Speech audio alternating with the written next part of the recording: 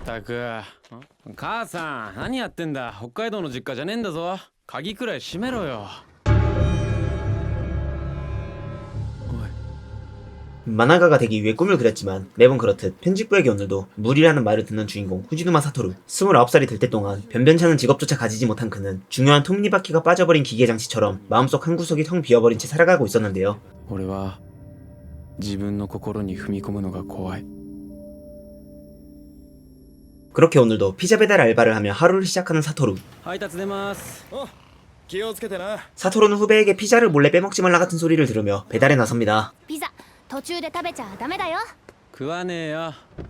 오늘도 평소와 다를 것 없는 배달 알바였지만 배달을 하던 도중 사토루는 파란 나비 하나를 보게 되는데요. 그러자 사토루는 마치 시간이 돌아온 것만 같은 기분을 느꼈고 그는 이런 일을 여러 번 겪어본 듯한 말을 꺼냅니다. 間違いない。またあれだ。どこかに違和感が。 그때 사토루는 아까 지나갔던 트럭의 상태가 이상하다는 것을 깨달았고 서둘러 트럭을 막으려 오토바이의 방향을 꺾는데요. おいそこのトラック止まれ。 하지만 사토루가 아무리 불러봐도 운전수는 이미 정신을 잃은 상태였습니다. 藤沼さん？ 결국 횡단보도를 건너는 어린이가 트럭에 치일 위기의 상황. 이에 사토루는 자신을 희생한다는 선택지를 내리게 됩니다. 大丈夫？危なかったな。 그렇게 병실에서 눈을 뜨는 사토루의 옆에는 같은 직장의 후배 카타기리 아이리가 있었는데요. 아이리는 사토루에게 이틀 만에 깨어났다는 것을 알려줬고 사고로 죽은 사람은 트럭기사 말곤 없다며 어서 빨리 직장으로 복귀하라고 말합니다. 店長にはちゃんと話したから、バイクも当てた車のことも気にせず戻ってこいって。ありがとう。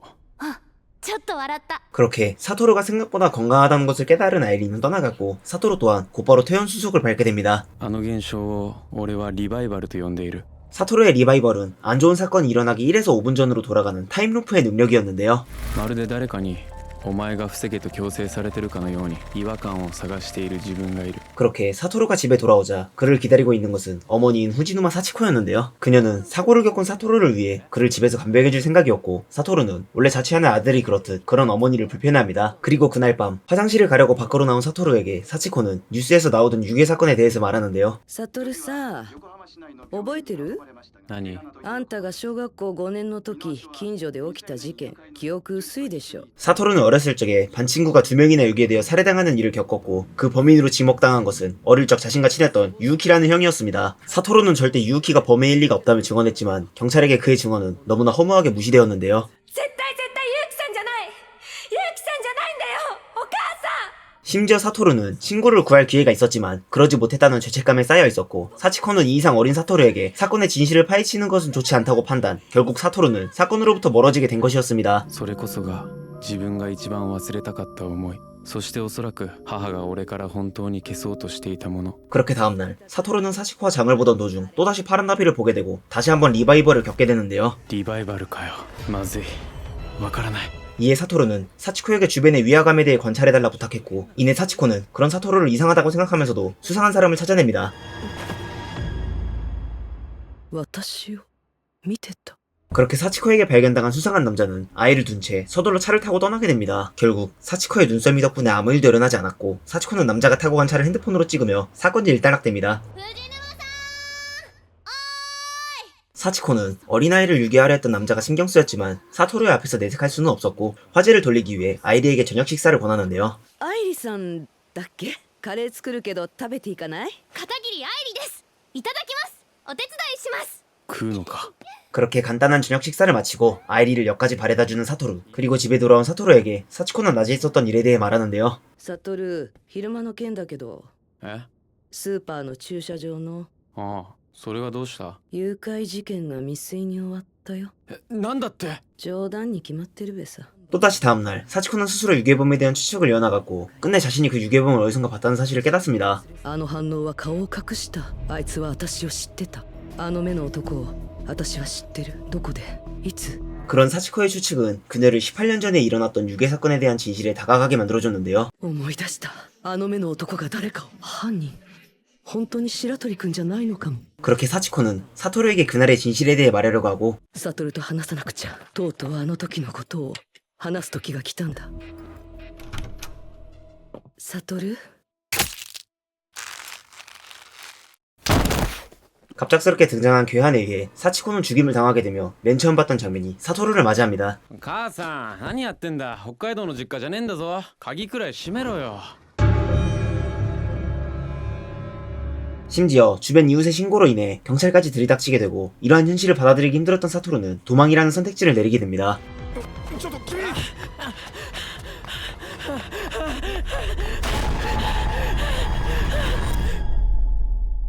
그렇게 정신을 차리고 보니 보이는 것은 익숙한 풍경. 사토루는 앞을 지나쳐가는 어린아이를 무의식적으로 쫓아가는데요. 誰だっけ。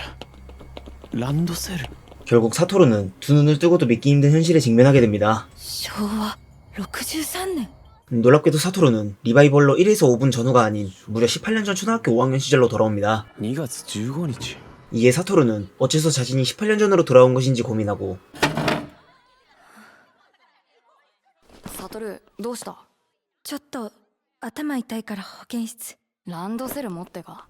まあいいや。先生には言っといてやるよ。 서둘러 자신에게 가장 중요한 것을 확인하러 뛰쳐나가는데요. 그렇게 집으로 돌아온 사토루. 사토루는 어머니가 살아계신다는 사실에 안도하고 어머니가 만들어주신 따뜻한 밥을 먹으며 자신이 18년 전으로 돌아온 이유에 대해 생각합니다. 俺にもこんな時間があったんだ。忘れていた。いや、気づかなかったんだ。何気なく過ごしていた。俺が失ってしまった時間。 결국 사토루는 자신이 어머니를 살리기 위해 과거로 돌아왔음을 인정하고 어머니를 살리기 위해 각오를 다집니다. 그렇게 이 회기가 어머니를 살리기 위한 리바이벌이라고 확신한 사토루는 어째서 여기가 그의 어머니 사치코를 구할 시작점이 되는지 의문점을 가지는데요. きっと何か悪いことを防ぐためだ。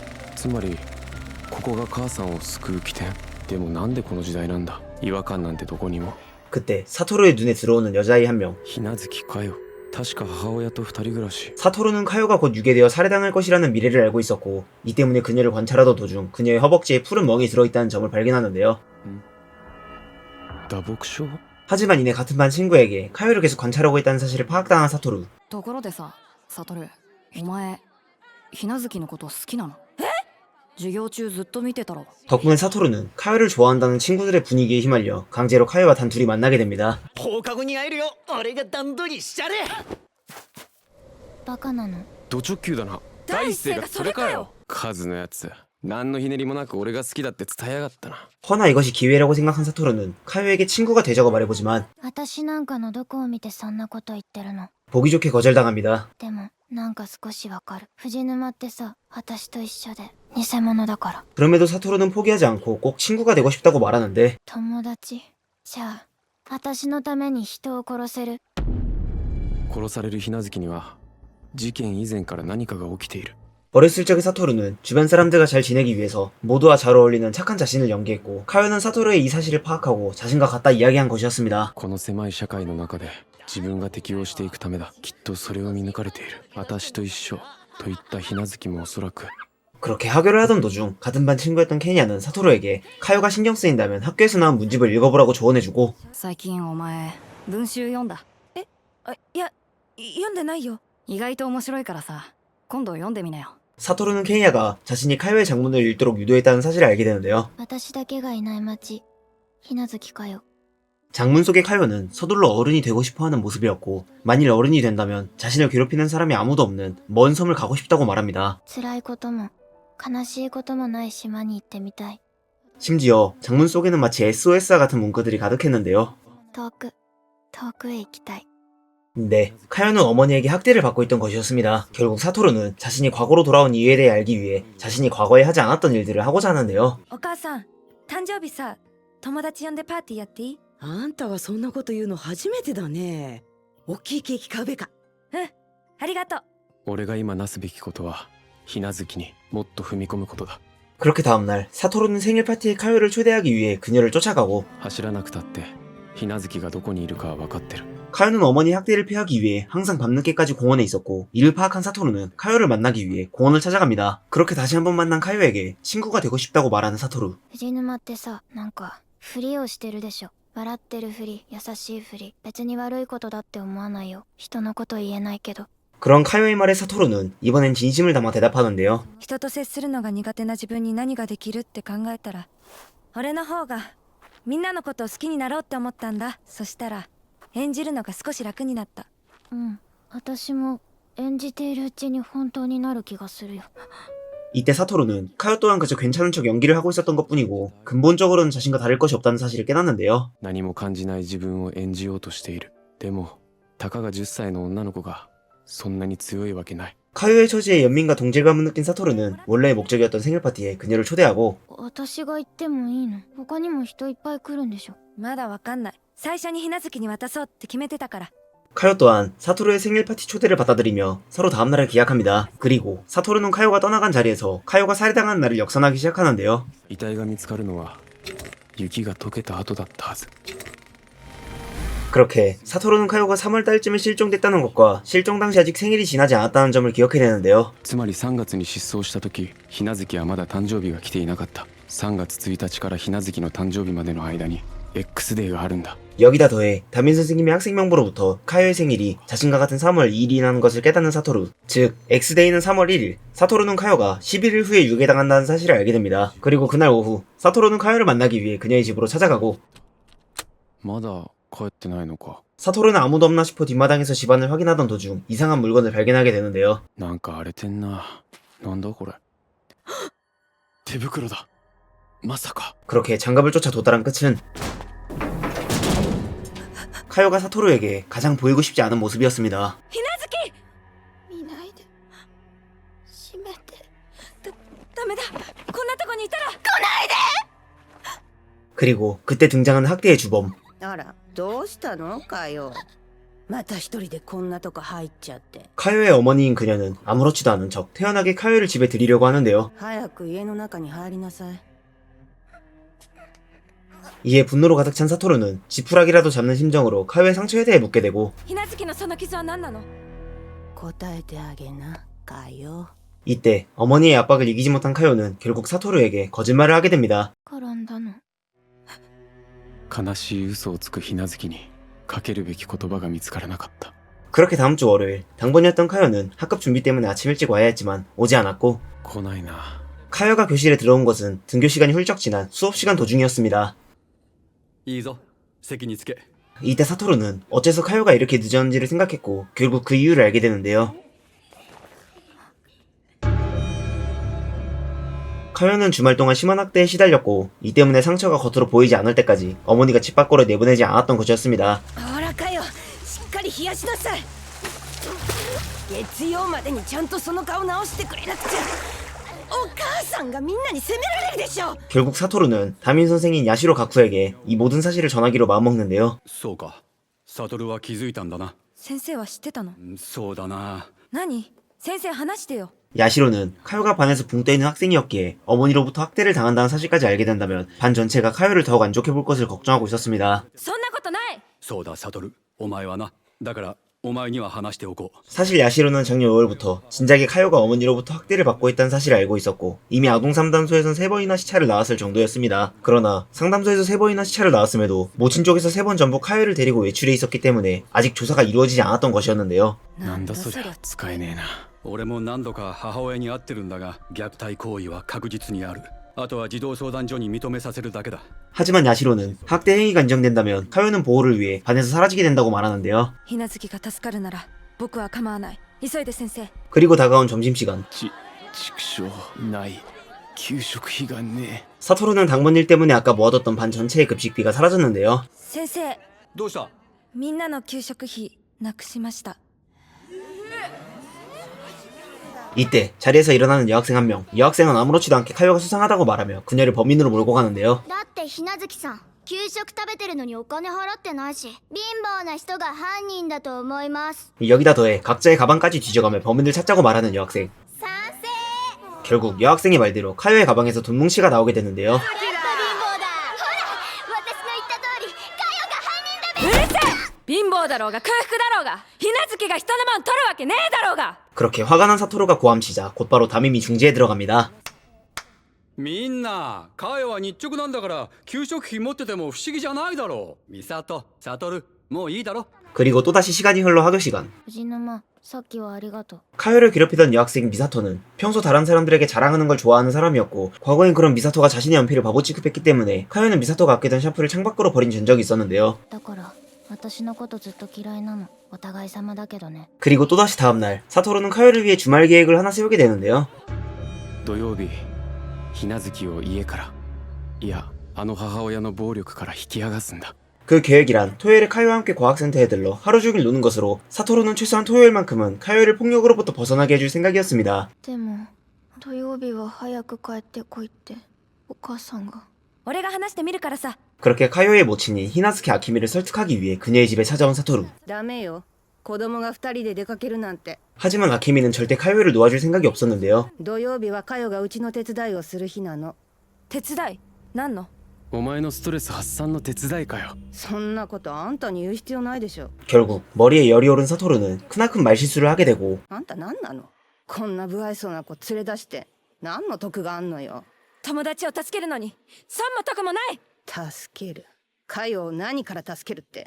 그렇게 더더욱 사토루가 마음에 들지 않았던 아케미는 카요에게 어떻게 하고 싶냐고 묻게 됩니다. あんたはどうなのさカヨ。この子と行きたいっての。色ぼけんなこのガキども！ 이때 위험한 순간에 등장하는 사치코. やめなさいひなずきさん。子供たちに向かって色ぼけはないべさ。 때마침 사치코의 적절한 개입으로 상황이 더 심각해지는 것을 막아냅니다. 여기서 사치코는 아케미에게 아이들이 노력하니 부모로서 같이 도와주자 말했고 아케미는 주변 사람들의 시선을 의식하는 성격이었기 때문에 그대로 대화가 끝나고 마는데요. カヨ、入りな。土曜日約束だよ。 그렇게 실수로 아케미의 화를 돋군 탓에 카요가 걱정될 사토루에게 사치코는 어머니로서 그를 안심시켜줍니다. まあとりあえず今日は大丈夫っしょ。あの子意外といい服着てたべさ。あれは母親が外面気にしてるからだべね。 사치코는 카요를 대하는 아케미의 모습을 보고 단번에 카요가 학대를 받고 있다는 사실을 눈치챈 것이었는데요. さすが元テレビ局報道部。めんこい子だねかよちゃん。途中で投げ出すんじゃないよ。当然。 그리고 찾아온 대망의 토요일, 사토루는 카요와 즐거운 시간을 보내지만 왜인지 모를 꺼림칙한 기분을 느끼는데요. 俺ちょっとトイレ。うん、その辺にいる。なんだろうこの感じ。デジャブなのか。 사토루는 카요와 함께 있는 이 순간이 마치 어디선가 본 듯한 장면이라는 생각이 들었고 화장실에서 나온 뒤로는 그 생각이 곧 확신으로 바뀌게 됩니다. ひなずき。藤沼、今日は誘ってくれてありがとう。私もここ好きだって知ってたの？知ってた。 이때 사토루는 먼 과거에 카요가 했던 말들이 문득 떠오릅니다. 漫画描こうなんて人漫画描こうはなんて人はこういうところ来たがるもんなの？ 이때 사토루는 18년 전 카요와 이 장소에서 똑같은 대화를 나눈 적이 있다는 기억이 떠올랐고 이에 사토루는 사실 자신이 하고 있는 일들은 미래를 바꾸는 게 아닌 그저 똑같은 일들을 되풀이하고 있는 게 아닐까 걱정하는데요. 同じ時を繰り返してる。未来を変えるつもりが知らず知らず同じ時のレールに乗ってしまっている。 하지만 자신을 의심한다는 것은 곧 계획이 틀어진다는 것. 사토루는 결코 의심하지 않고 자신을 믿기로 결심합니다. 俺の行動によって変わったことだってたくさんある。信じろ。未来は変えられる。藤沼、勇気出して来てよかった。 그렇게 다음 주 월요일 카요는 사토루 덕분에 드디어 지각하지 않고 일찍 등교하는데요. 藤沼、おはよう。おはようひなずき。よかった。月曜日だけど遅刻しなかった。 그러나 기뻐하기엔 아직 일렀습니다. ひなずきが殺されるのは明日3月1日。ねえひなずき、明日迎えに行くから一緒に登校しようよ。いいよ。 그리고 또다시 다음날 아침 行ってきます。はーい。少し早めに家を出た。昭和63年3月1日、18年前ひなずきがいなくなった日。 18년 전 3월 1일에 카요는 항상 혼자 다녔기 때문에 범인의 목표가 되었고 이 때문에 사토루는 오늘 하루 동안 카요가 범죄에 휘말리지 않도록 항상 데리고 다닐 계획이었는데요. ひなずきが狙われたのはいつも公園で一人ぼっちだったのが原因だ。数日前からその状況はなくなっている。 따라서 사토루는 밤늦게까지 카요와 함께 놀 수 있는 아동관을 찾아갑니다. 今日は早く帰りたいんだけど。そんなこと言わないで付き合ってよ。うん。 그렇게 사토루는 밤늦게까지 카요와 함께 놀았고 카요를 집에 바래다 주던 도중 그녀가 매일 혼자 있던 공원 앞에 서서 생각에 잠깁니다.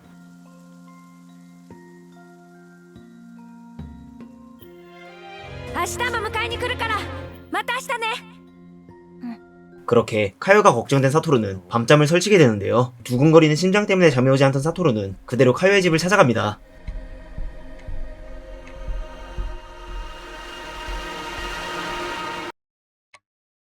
야tta. 결국 사토루가 그토록 걱정하던 엑스데이 3월 1일은 허무하게 지나가 버리는데요. 드디어 카요를 구했다는 사실에 기쁨을 감출 수 없었던 사토루는 아침 일찍 카요를 만나러 달려나가고 あの後結局一睡もできなかった。今は1秒でも早くひなずきの顔が見たかった。おはようひなずき。バカなの。 그렇게 오늘은 사토루와 카요의 1년에 단 한 번뿐인 생일날, 사토루는 카요와 함께 장을 보고 집에 돌아오는데요. ただいま。せーの、サトルひなずき誕生日おめでとう 친구들의 깜짝 파티에 당황한 사토루였지만 카요는 사토루에게 어딘가 미안한 모습이었습니다. ごめん、藤沼。私、プレゼント間に合わなかった。 사실 카요는 어제 사토루가 아동관에 데려갔을 때 사토루의 선물을 만들고 싶어 했던 것이었는데요. 昨日、もう少しだったのに寝ちゃった。気にすんなよ。後でちょうだい。 선물이 없더라도 사토루는 괜찮았습니다. 왜냐면 사토루에겐 선물보단 그저 친구들과 함께하는 지금 이 순간이 너무 소중하고 즐거울 뿐이었으니까요. 友達がいるって楽しいな。 그렇게 다가온 선물 전달의 시간, 사토루는 카요를 위해 이전에 불타 없어졌던 장갑을 선물하는데요. ありがとう、藤沼。みんなもありがとう。 그렇게 생일 파티가 끝나고 사토루는 카요를 집에 배웅해주며 서로 다음날을 기약합니다. じゃあな。ほら、藤沼とみんなも友達になれてよかった。今日はありがとう。 사토루 덕분에 웃음을 되찾게 된 카요는 선물은 다음날 주겠다며 사토루에게 인사를 건넵니다. おやすみ。おやすみ。 결국 카요를 구해낸 사토루는 발걸음이 점점 가벼워지고 やったぞ。乗り切った。俺は歴史を変えたんだ。 그리고 3월 3일의 목요일의 아침, やっべえ、遅刻だ。おはようございます。おサトル遅刻取り消しと 그때 야시로로부터 들려오는 믿기 힘든 한마디. 遅刻はカヨ一人だけか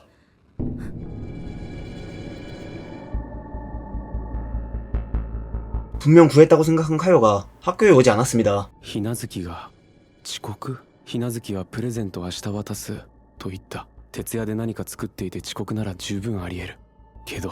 이에 사토루는 카요가 그저 사정이 있어 오지 않는 것이라며 자신을 다독이고 서둘러 카요를 찾아 그녀의 집에 찾아가는데요. ひなずき。誰かいないの？ひなずき。 하지만 아무리 찾아도 카요의 흔적은 발견할 수 없었고 그렇게 아무것도 할 수 없다는 무력감에 감싸인 사토루는 눈물을 흘립니다.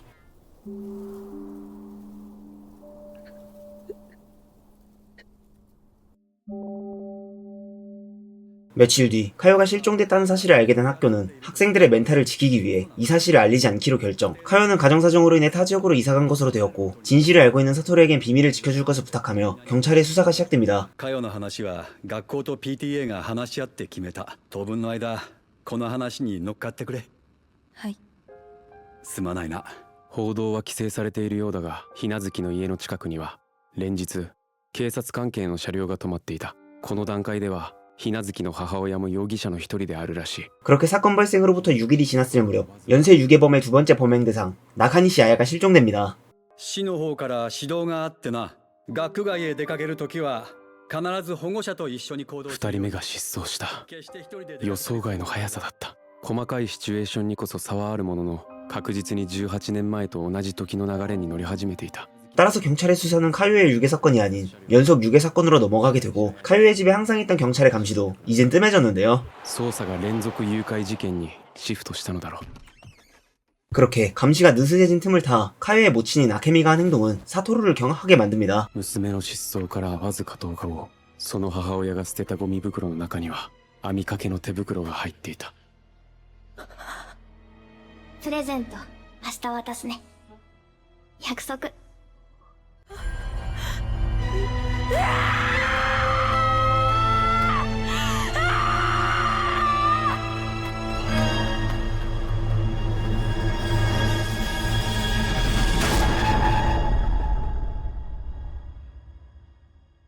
그렇게 사토루가 정신을 잃고 다시 눈을 뜬 곳은 18년 뒤의 2006년 자신이 어머니를 죽였다는 누명을 쓴 현지였습니다. 戻ったのか。2006年に。畜生、ひなずきを助けられず、おふくろを殺され、俺がその容疑者。これが今目の前にある現実。覚悟を決めろ。逃げるんだ。 사토루는 필사적으로 경찰들을 피해 도망다녔지만 점점 경찰들의 수사망이 좁혀왔고 이내 담벼락을 넘던 도중 누군가에게 도주 사실을 들키게 되는데요. バカなの？アイリ。アイリって呼んでくれたね、サトルさん。 아이리는 사토루가 경찰에게 쫓기고 있다는 사실을 알고 있었지만 그런 건 신경 쓰지 않는다는 듯 사토루를 도와주고 何してるの？早く乗りなよ。逃げるんでしょ？ 사토루를 집에 데려와 숨겨주기까지 하는데요. 이에 사토루는 경찰들이 자신을 쫓고 있는데 어째서 자신을 도와주는지 묻게 되고 아이리는 너무 당연하다는 듯이 대답합니다. そんなのの決まってるじゃん。サトルさんがあのお母さんを殺すなんてありえない。そうか。 이때 아이리는 사토루가 이런 사건에 자주 엮이는 것 같다며 18년 전의 사건에 대해 언급하게 되고 ほら、この間店に忘れてたよ。付箋挟んであったとこ読ませてもらっちゃった。 아이리는 사토루에게 카요가 3월 3일인 히나마츠리에 죽었다고 언급하는데요. ひな祭りの日に死んじゃうなんて読んでて泣いちゃった。ひな祭り。うん、3月3日って。 분명 3월 1일에 죽어 당시 나이 10살로 표기되었던 히나츠키 카요. 하지만 현실로 돌아온 사토루의 눈앞에 있는 것은 11살로 표기된 카요의 모습이었습니다. つまり変えられるんだ。もう一度あっちに行けたらひなずきを。 과연 사토루는 리바이벌로 카요와 어머니를 구해낼 수 있을까요? 그리고 또한 연쇄 유기를 저지르는 범인은 대체 누구이며 사토루가 사건의 진실에 다다를 수 있을까요?